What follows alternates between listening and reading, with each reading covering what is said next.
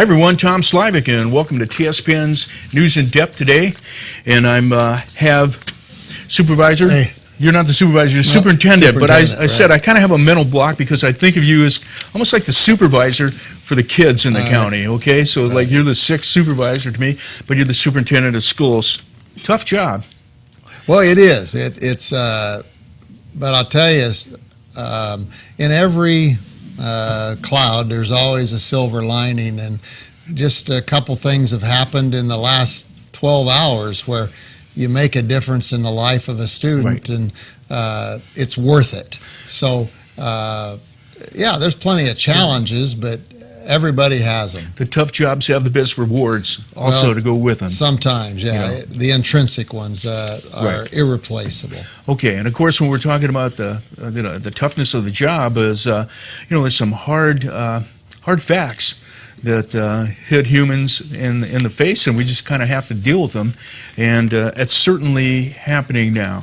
And basically, Alan, why don't we put that first graph up? And this is a graph that I pulled off the web today, and it's kind of showing the fertility rate falling from 2007 to 2009. But if you look at there, it starts in the 20s. So we have we're just showing a graph of the births, I believe, here in the United States, and the numbers. And of course, I'm a 1946er, so I'm in there. You're somewhere around that neighborhood, pretty high up on the graph. We got really high up there in the toward the middle of the 50s, declining through the 60s, and then in the 70s we pretty much kind of have a flat. If you were a business person, you'd say, well, that model's kind of holding pretty well there. There's got some dips and valleys, some 50% dips, but we're not seeing these huge spikes go way up the graph again. And that's kind of the problem. There's maybe not as many students. In fact, we know there's not as many students to go to school. Well, as you mentioned off campus, or off camera, not off campus, but off camera, the last several years we've talked about decline enrollment and how hard it is to staff our junior and senior high school because we're trying to maintain the same program, and we have a few less students at one of the sites or the other each year, and you still are trying to offer a top flight program. Right. So it's not as though we've ignored it, but we've compensated for it. We've tried to compensate for the lack of enrollment in the kindergarten grades that has happened 5, 6, 7 years ago, and those lower enrollments are now reaching the junior high and high school. So then, it's not just fewer students. Part of it is there's fewer families. In my mind, it kind of started when really started in earnest, when Prospect Motors closed, the Ford dealership closed. There were a couple other businesses that closed at that time. And of course, that was happening at the beginning of the decline of the economy that we're in right now. So people that maybe could make their way up here, financially up here in the foothills, but had to go maybe down to the city. But we know it's still a problem down there. We've just heard the news. Sacramento closed 7 out of 10 schools that were up to be closed, and I remember hearing that just 7 of them were closed. But that's a lot of schools. Well, yes, absolutely. A lot of families. And we're not thinking of that. I mean, in any of the proposals we put forward, the district office has not suggested to the governing board that we close any schools. We were at one site, and there was speculation that, well, maybe that's what should be done, but I don't think you start with that. And we've emphasized 2 weeks ago, I guess it's almost 3 now, not quite, 2 weeks ago when we presented this initially to the board, that this is the beginning of the conversation, not the end. Right. And so it's an evolving process, and as we get through our conversations today, it'll become more evident to the listener that, hey, we've held 13 staff meetings and 2 community meetings, and we've kind of had some test balloons with that. So sure. And of course, this isn't just it's a problem that has maybe 2 prongs on it. First, it's the declining number of students, but also it's a money problem, and we don't have all the money that we could possibly throw at the problem. And it's been a while coming with this money problem. I believe you have stated, like maybe in that first slide, that there's some $2.8 million in state funding since 2007, 2008 year. Would you explain Actually, that? 5.8. Our funding has been reduced since 07-08 by 5.8 million. A lot of that is in deferred money. Right now, we get about 77 cents on every dollar we're supposed to get, so or that we qualify for. Okay. So Before we go there for 1 second, let me ask you a question. Is this money the money that flows in a way through for each student? So is this reflective of the enrollment as well? yes, Number? yes, it would be. Okay. And the way the new local control funding formula, the LCCF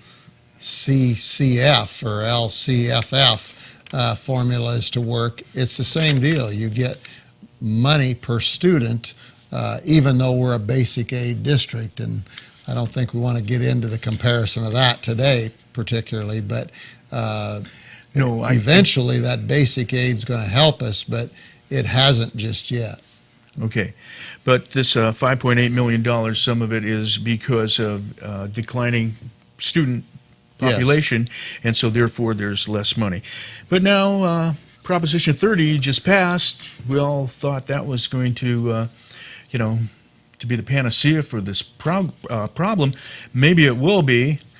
However, it's not clear what's going to happen with that money right now, right? Well, that's exactly right, and that's one of the reasons we waited to start these conversations until after Prop 30, and really once you get to November, it's like, well, you better wait for the May or the January governor's budget, because otherwise you don't know exactly what the target would be. Okay. We do know that if Prop 30 hadn't have passed, instead of a $1 million problem, it would have been a $3 million problem. Okay. So, plus there might have been they were threatening mid-year trigger cuts. Now, Prop 30 passed, so really what it means to us, they aren't going to take any more money away. In fact, we are going to get a little more. It looks like right now, based on what the governor's proposing in January, that instead of $1.5 million or $1.4 million, we're going to have $1 million issue. Well, we didn't know that, let's say last spring. Okay. And it was like Prop 30 had a big bearing on that, and now we know that we don't have a $3 million hole, we've got $1 million. And okay, what does that mean for facility utilization? Okay, and once again, let me say it like this. There's things that you have to do to inform teachers and things like that about possible layoffs, cuts, different things that you have to do by law at certain dates. Right. So you're not just like a small business or a business that can give layoff notices much with a shorter notice or anything like that. So there's a lot of hoops that you need to go through. Also, you don't want to probably say this is what we're going to do when you don't know the numbers, and you're talking about people's lives and their jobs, and so you don't want to be panicking people. So you are going to have to play this as close as you can, but it also seems that even now you still don't know the figures. Well, I mean, that's exactly right. We won't know until the May revise what the figures are for this year. We do know what the declining enrollment is, and we certainly need to talk about what can be done. And the community has been, I think, very genuine in saying, look, we know something has to be done. Let us have some input. And that's our goal is going to be to try to gather as much feedback as we can. Okay.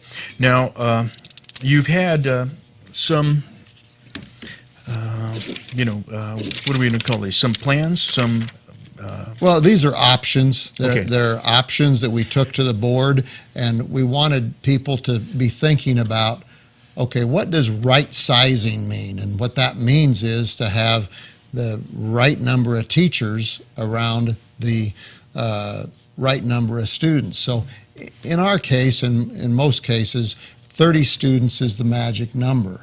And if you look at, let's say, Jackson Junior High next year with 209, that they're not coming in little packages of 30, and they never do. But that's one of the ways we've compensated. We've given sites a few more teachers, half-time, whatever, to make it work so that they have enough staff. And in so doing, you give them more staff than's really needed or warranted by the numbers of Okay. students. Now, we had two options. Uh-huh. Those options kind of led, sounds to me like, to option 3. That's absolutely right. Seems like option 1 and 2 are probably off the table now. Yes. And uh-huh. so we won't go into those too much, except for possibilities of saying how they helped you get to option 3. Right. And we'll be taking a break in about 10, 15 seconds. Okay. So why don't we go ahead? We're going to take our break, and then when we come back, we'll start talking about option 3s and what the Amador County Unified School District is planning. So stay with us right here on TSPN. You're watching Amador County's local television network, TSPN.